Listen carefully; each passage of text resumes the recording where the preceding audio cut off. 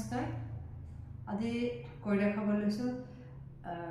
শীতলী প্ৰণায়াম যিটো আমাৰ গৰম দিনত কৰা এবিধ প্ৰণায়াম এবিধ প্ৰণায়াম ঠাণ্ডা দিনত কৰিব নালাগে এবিধ প্ৰণায়াম কৰিলে আমাৰ শৰীৰত ঠাণ্ডা লাগে প্ৰেছাৰ দূৰ হয় আৰু হৈছে যদি ক'ৰবাত গৈ থাকোঁতে যদি পটককৈ পিয়া ভোক লাগে তেতিয়াহ'লে হৈছে আমাৰ যোগিক টেক্সটৰ মতে যোগশাস্ত্ৰৰ মতে কি হয় আমাৰ কি হৈ যায় ভোক পিয়াটো নাইকিয়া হৈ যায় অলপ সময়ৰ কাৰণে এটা দেখাইছোঁ শীতলী প্ৰণায়াম কেনেকৈ কৰিব লাগে আমি সদায় প্ৰণায়াম কৰিলে বেকবন আমাৰ চিধা কৰি ৰাখিব লাগিব চকু বন্ধ কৰিব লাগিব এতিয়া হাত দুখন আমি জ্ঞান মুদ্ৰাত ল'ম আৰু জিভাখন আমি ৰোল কৰি আমি জিভা দি উশাহ ল'ম আৰু নাকেদি আমি উশাহ এৰিম তেনেকৈ আমি 8 বাৰ কৰিব লাগিব আৰু বেকবন চিধা হ'লে আমাৰ শৰীৰত এনাৰ্জি ভালদৰে চলাচল কৰিব গোটেই বডিত এতিয়া কৰি দেখাইছোঁ শীতলী প্ৰণায়াম চকু বন্ধ কৰিলোঁ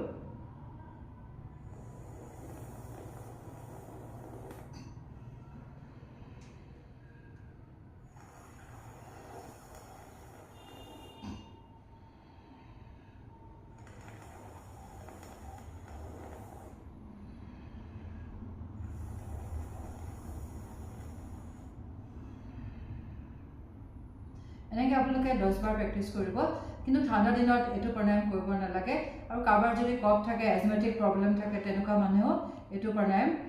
কৰিব নালাগে তেওঁলোকৰ কাৰণে এইটো নিষেধ আছে থেংক ইউ নমস্কাৰ